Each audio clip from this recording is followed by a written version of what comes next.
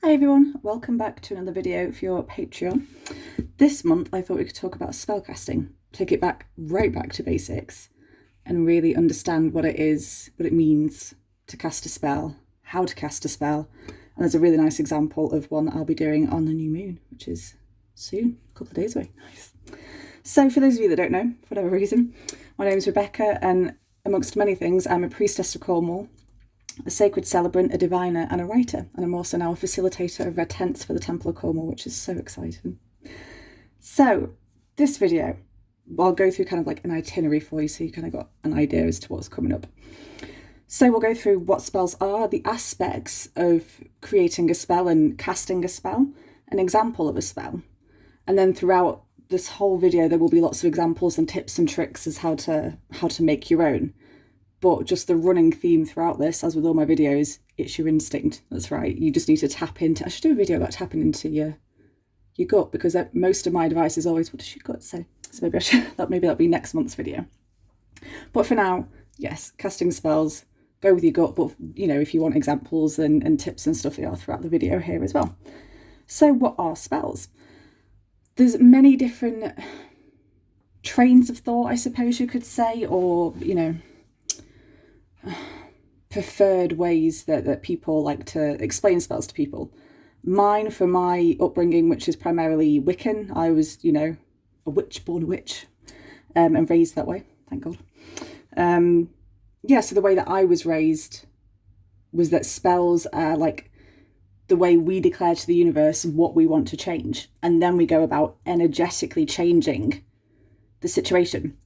So the spell I'll be talking about later on is a breaking of the bonds, like breaking of the ties. So in that example, it's me saying to the universe, I want zero connection to my ex-husband.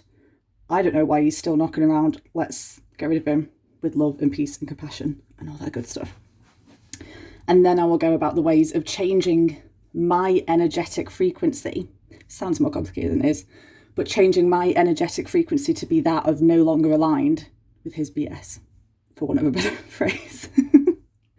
And it's, yeah, and then that will, my energy, my energetic signature will have shifted to be not out of this timeline as such, because that's bigger work, but out of that particular modality of existence.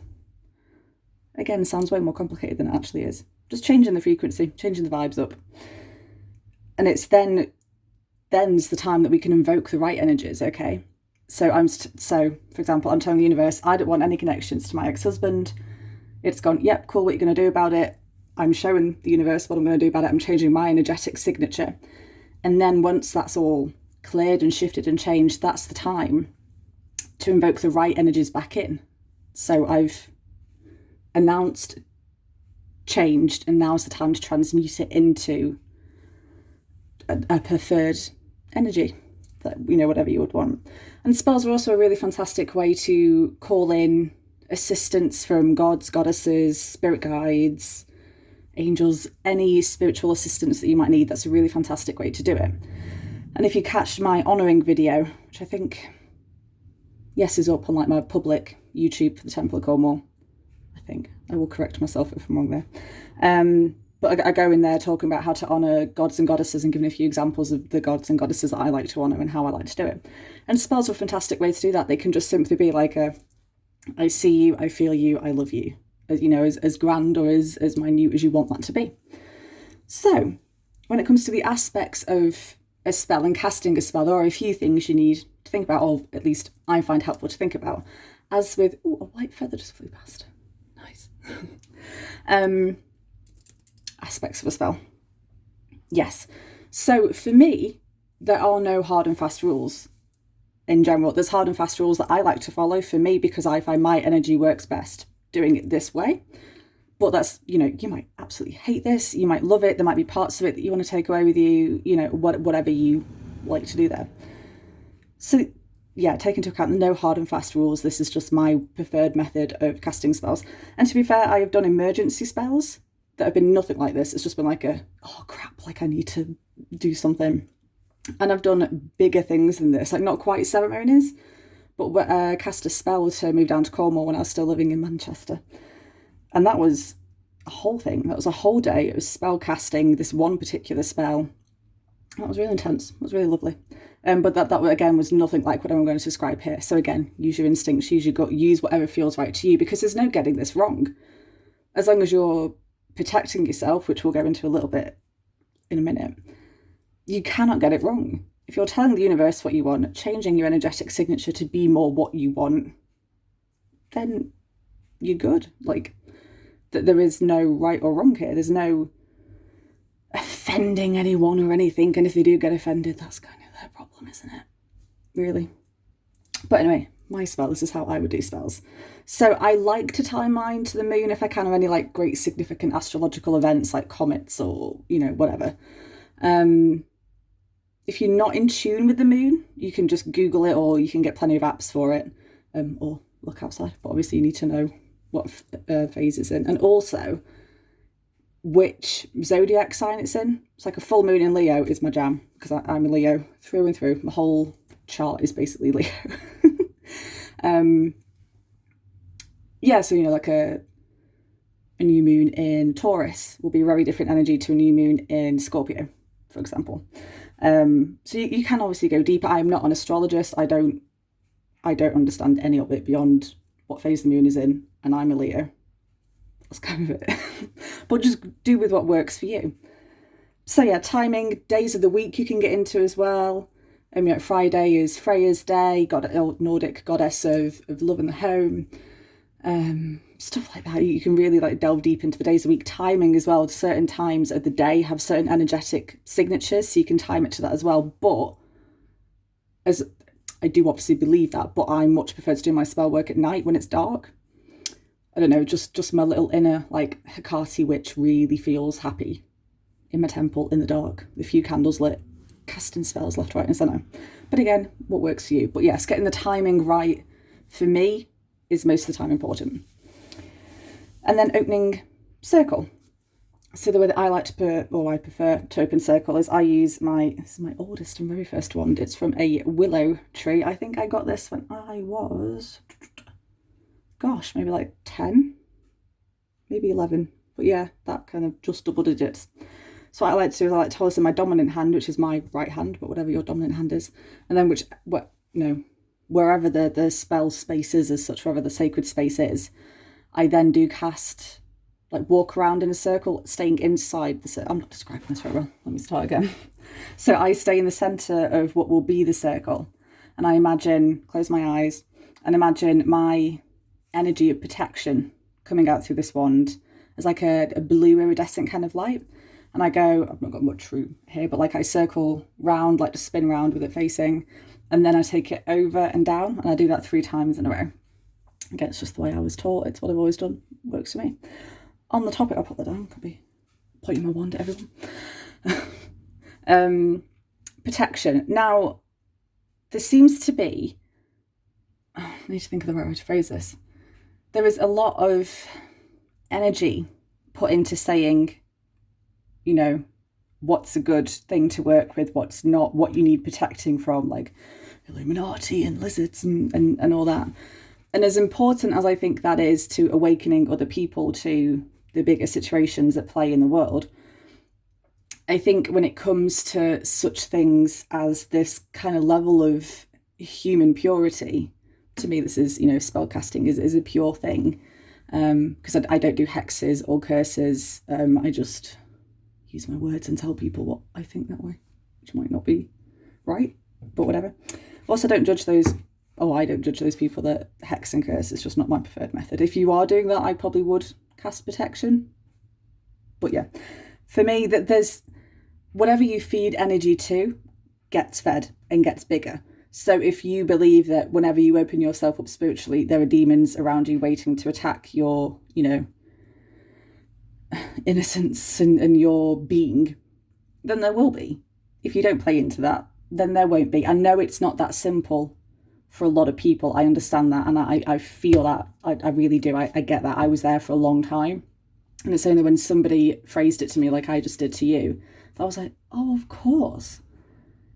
The only thing to fear is what I'm, creating in my head, is the fear that I'm giving the situation or the thing.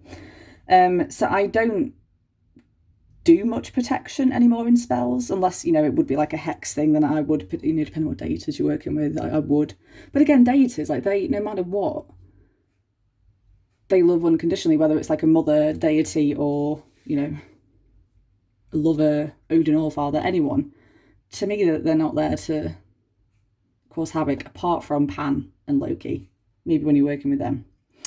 But again, it's only playful. Anyway, I'm sidetracking. Lo and behold, I've made it quite far in 10 minutes in. I'm on my first ramble. That's not bad.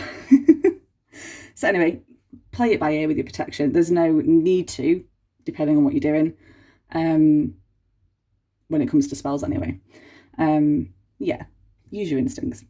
Golden rule.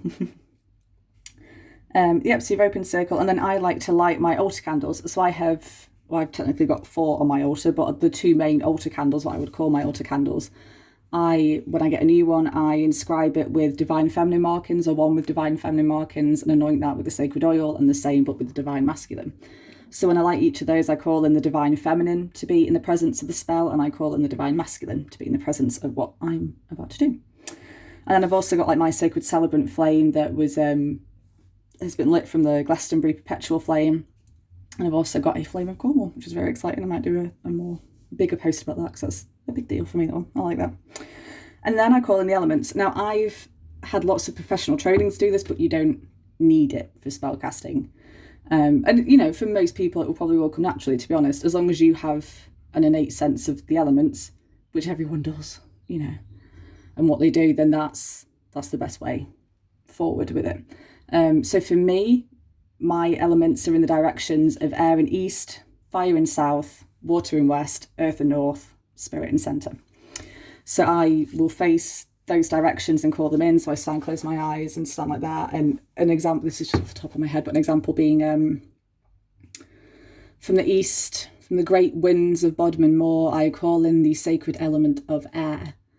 I call you in for your communion, your clear communication, and your muses of inspiration.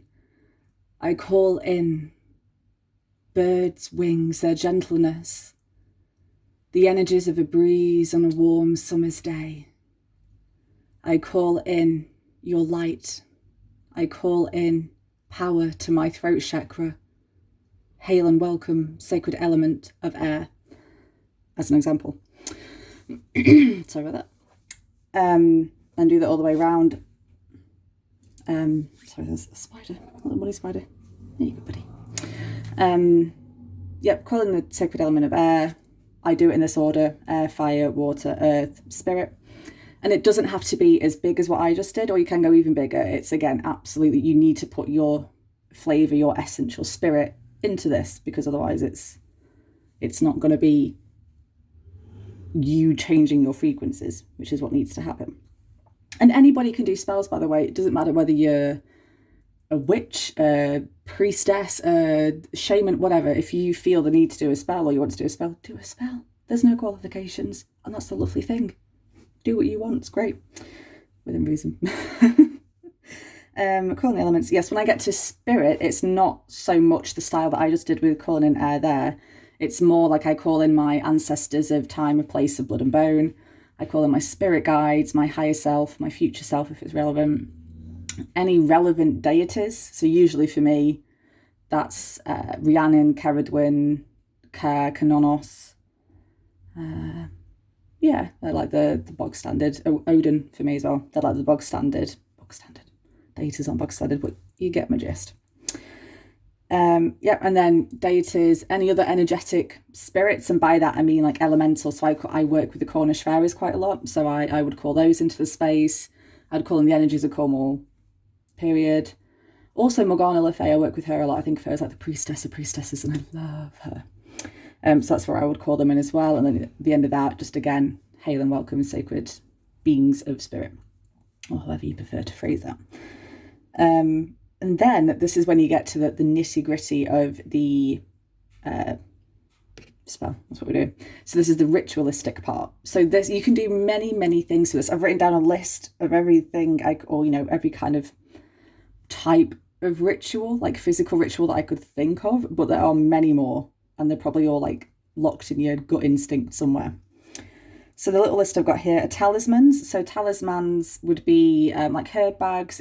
The most famous one that people tend to think of are like voodoo dolls, which aren't always used for evil. Like, don't think that, don't play into that, because they are sometimes, but not always. But like I use a lot of like herbal bags and like charm bags.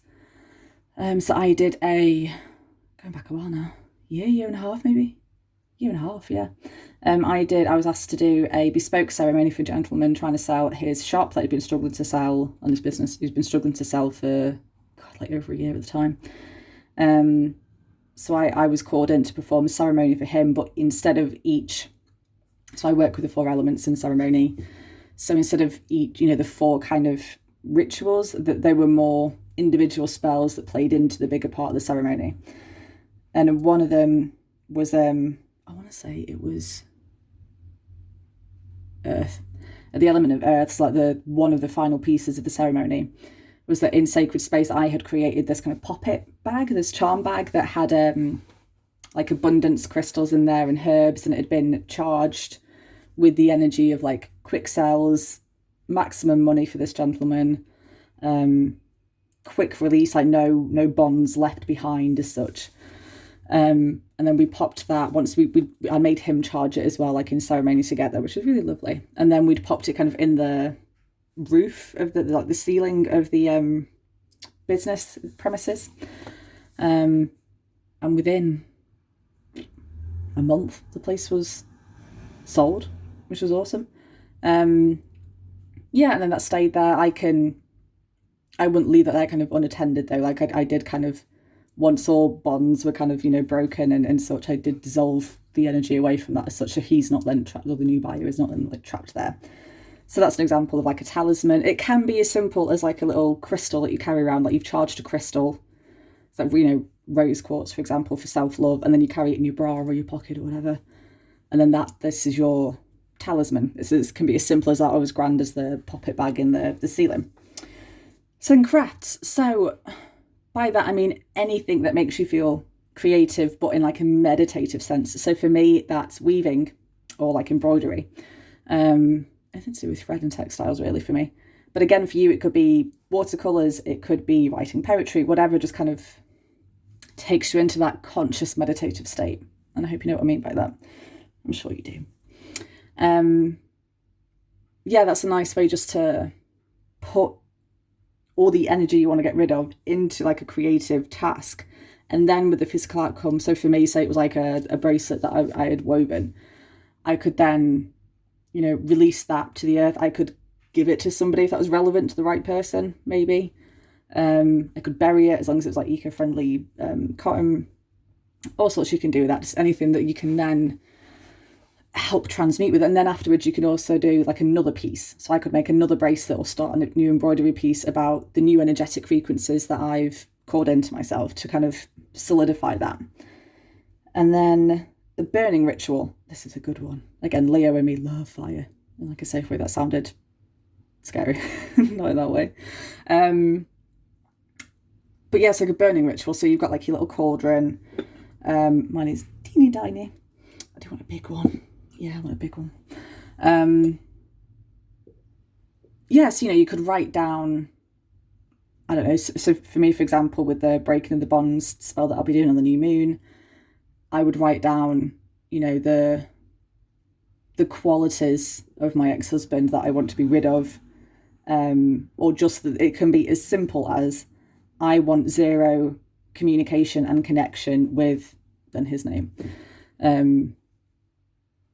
Kind of charge it, give it up to the universe, and then burn it, leave it in the cauldron. Don't hold it while it burns, just light it off one of the candles. You can choose like divine feminine or masculine, whatever works for you. I would probably use divine masculine for like protection from the abusive ex-husband, but there's, again, no right or wrong. You do what you feel is right. And then let's leave that in the cauldron to burn, and then be filled with gratitude while it's burning. I mean, that will, you will feel that naturally anyway.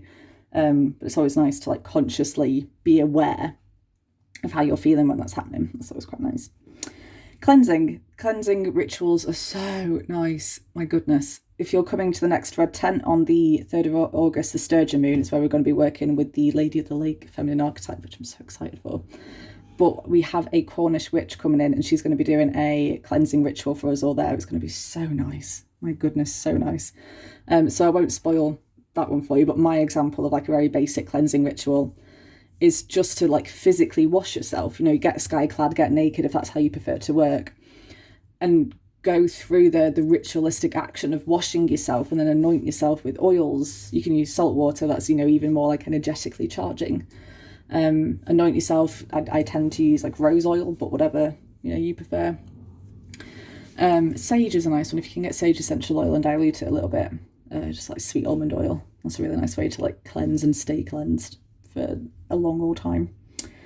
And then meditations, a spell can be as simple as creating sacred space, doing a meditation, journaling it, closing sacred space. You're done. So when I'm meditating for a purpose, I like to use a guided meditation if there is one that's relevant. But for example, like I like to work a lot with my inner divine masculine, and there's no guided meditation for Rebecca to go and meet her divine masculine counterpart called Ivy in the forest, like their sacred space. There's nothing as specific as that. But then if it's that kind of meditation where I need something very specific to me and my needs, wants, desires, whatever, then before I, you know, close my eyes and get into that bliss spot, I just tell the universe, tell my guides, you know, whoever, that look, I want to travel, I want to astral project to go see my inner divine masculine or my inner child, do some work with them, you know, and list out the work. Be as specific as you can be. That's going to be really helpful. And then just trust in your process. Trust that you know how to do that on a subconscious level. You know how to do that on a spiritually subconscious level. And also obviously have faith and trust in your, you know, guides, if that's who you've called it, your deities, whoever. Have faith in them. So those were just a few ideas and examples I could think of as the ritual part of the spell. But again, there's so many. It could be taking a walk. It could be, you know, huge, big, grand things. Whatever feels right to you is going to be the right thing to do. There's no question about it. You have absolute power over your own life. And that includes even how you make spells, believe it or not. And then once I've kind of come down from the ritual, depending how big it was, I might journal sometimes, although I always feel dead bad to say this out loud, but I'm not much of a journaler. Like, I just keep it all in here. I don't know. Yeah, but you know, you can journal if that's what feels right to you. You can what I like to do is just sit with it and really physically and emotionally and spiritually integrate into my being what has just happened, how I now feel, how I want to stay feeling. And also, you know, for example, with the spell that I'll be telling you in a second, it's nice to have time to grieve in that sense. Like, even though, again, just going off the example, very happy to my ex-husband, I'll be very happy once he's out of my life forever, but it's an end of an era. It's a sad moment. I might need time to grieve. I will. But it's nice to give yourself that time to allow you to process your human emotions and enjoy them for all that they are. So once you've kind of come down from that space, it's nice to release the elements. So for example, with air, you would again get to the same position. Sacred element of air, I thank thee for being present during this ritual, during my spell work, to release what no longer serves me, to release what is not mine to deal with.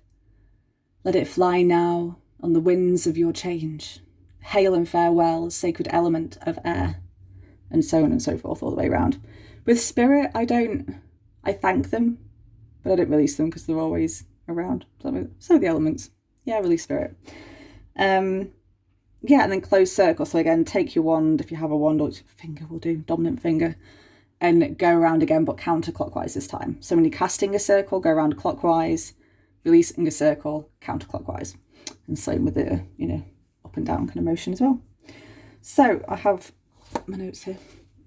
The examples spell. This is a very, is tame the right word? Tame's not the right word, but I'm going to go with the word tame for now, because why not?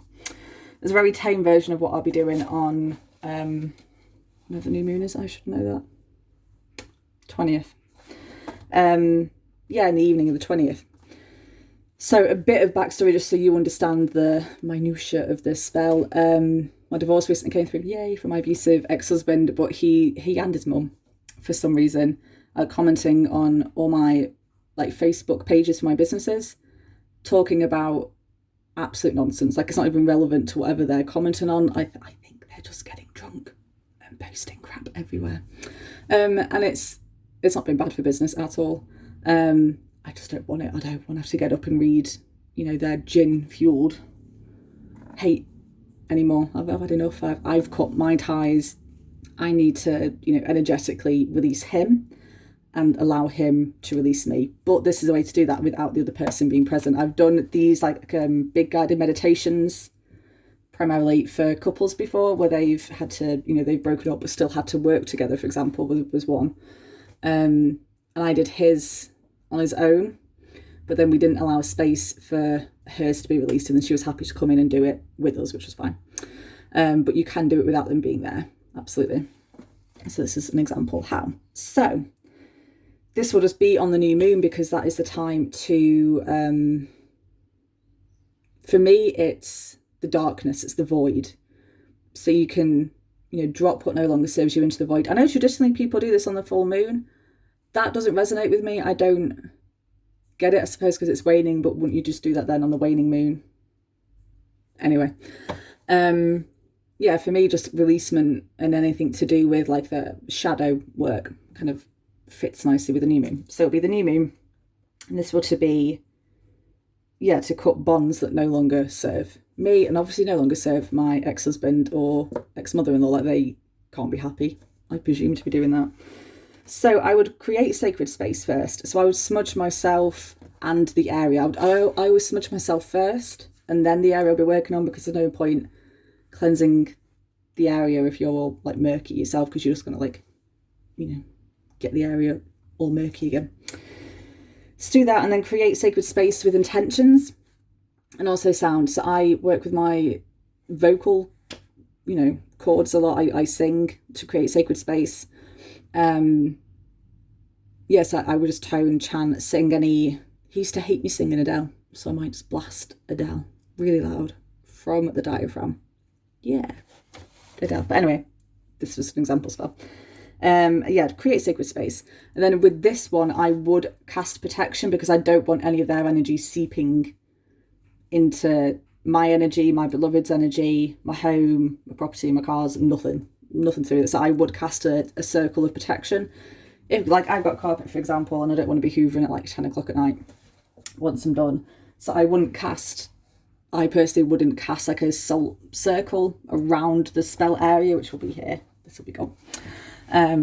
Around myself, I would just have a little, like, this is like an offering dish. I would just have that filled with salt and charge it with the intention of protection from other people's energy. So that's a really nice, simple, if you're short on space, it's a nice way to do that. And then I'd like my candles and call in all the relevant flames, like their energies, to illuminate the space as well. That would be the only light. So obviously divine feminine, divine masculine, my sacred celebrant flame that's lit with Glastonbury's perpetual sacred flame. I would call in that one for hope. Hope, and just the light at the end of the tunnel of this absolute madness. And then the Temple of Cornwall flame, the perpetual flame for that. I would like that to call in the energetic signature of Cornwall, to call in, just that magic feeling that you get when you're here. Yeah, just to call in that kind of support for my Cornwall. Do that. And then I would call in the elements, but give them relevant meanings to the situation. So with Earth, for example, that's all about community, bonds, connections, amongst many other things. But when I'm calling in Earth, I would call in, the strength of rocks to break bonds, the strength of, breaking roots, cutting off roots, anything that would be relevant to this spell and this situation. And then would come the ritual, and for me that's going to be a meditation. So an example of what I'll be doing is, I'm just absolutely knocking crap off my altar here. This isn't good. There we go. Sorry. Refocused. So the meditation for me, there will be more to it than this, but just very simply because I have waffled on for half an hour. Oh my goodness, I'm so sorry, you guys. I hope you enjoy these videos. Yes, I would imagine me and my ex-husband are on the opposite side, like a clearing in a forest, usually for me. And we're connected from like navel to navel by this like energetic cord. I wouldn't usually think of a colour for it, just whatever colour it is appears, and that's fine. It's exactly right, however it is. And then I would probably call him a spirit guide. I've done something like a similar thing to this in the past, where I've had Aaron on, one of my spirit guides, come in to do that. And he would physically take like a sickle blade and break the energetic bond for us, or in this circumstance, because it is such a nuisance, and I'm using the word nuisance to be very polite. It's way more than a nuisance. But, you know, I would probably take the sickle blade from Aranon, break it myself, and then I would imagine I would imagine that my end of the cord is removed from me, kind of unplugged from me. Sounds a bit horrific, and I suppose it kind of is, that's the point. But like it's unplugged from me, like I have no connection to this man anymore. So I take my end of the cord, if you like, and then like a hole opens up in the earth beneath, and then a bright white light of like divine purification shines through. Then I drop my energetic cord into that. I have nothing to do with him now, like energetically in real life, nothing to do with him. But then in the meditation, I would then go over to him, and this is where I would really have to try and be in my priestess self, be in my full, compassionate, unconditional, motherly love kind of self, because I would then have to go help him break off his cord, so unplug it from his navel as such, and help him with it, because I don't wish any illness or like hate towards him. I just want him out of my life completely.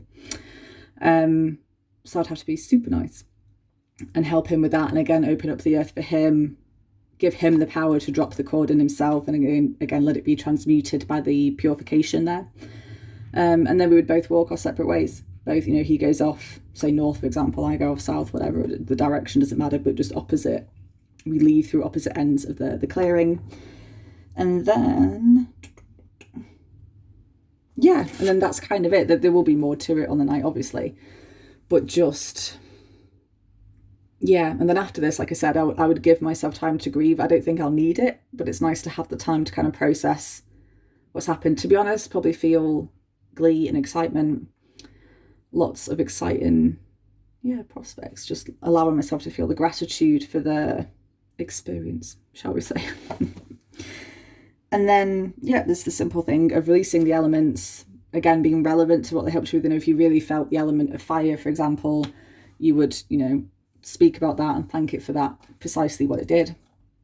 And then release the circle as well. And give thanks as well. Like, even if at any point you can give thanks, like even after you've released the circle, the energies are still there, that there's nothing to say. You can't still give thanks. You're surrounded by love and bliss and gods and goddesses at all times. It's wonderful. And that, I think, sums us up quite nicely after 33 minutes and 33 seconds.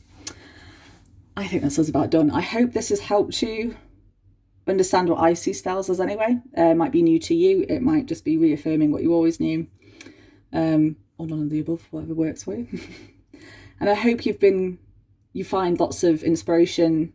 There's been plenty of advice for you to go off and feel empowered enough to create your own spells. I mean, there are plenty of like fabulous spell books still on the market that I use quite regularly, to be honest, at least to get like the foundation, especially if I'm in a rush and it's like an emergency one. But the guiding light always should be yourself. If you want to create a spell from scratch, you have the power to do that. You have the magic and the power and the abilities to do that. If you want to do it word for word, bullet point for bullet point from a spell book, you do that. That's absolutely fine. There is nothing wrong with any way of doing spells, as long as it's done how you want and it's for what you want. Doing spell work for other people, just a quick note, there's nothing wrong with it. I like to give power to the people as such to do it themselves. If somebody don't do a spell, just a few don'ts with spells. Don't do a spell to don't do a spell to try and interfere with the free will of another. That includes love spells. Just don't bother. If they don't love you, period, then don't. Oh, they're not worth your time, love. Jesus, just don't do it. It's more trouble than it's worth. And it's not fair on them, really, or who they're meant to be with if it's not you. Because if it's meant to be with you, they'll be with you. Yeah, if somebody comes to you asking you to do a spell for somebody else that isn't them, don't at all just tell the person who's come to you, look, if Josie wants me to do a spell, she'll have to come and talk to me for it, because they might be being backhand and, getting you to interfere with their the other person's free will. Just use common sense, be compassionate, be kind. Again, I don't do hexes or curses or anything like that, so I'm not the witch or priestess to come to for that. There are some fantastic people out there who do that work, and safely and well. And if you're interested, let me know and I'll send you a link to them. But yeah, and know that you're always safe, know that you're protected at all times, whether you've cast a circle or not. It's irrelevant. Yeah, I think that's everything I have to say, which is good because it's now 36 minutes long. Wonderful. Perfect. Yes, we're done. Thank you so much for joining me, everyone. It's been wonderful. I've rather enjoyed myself stood here chatting away. I hope you have too. Bye.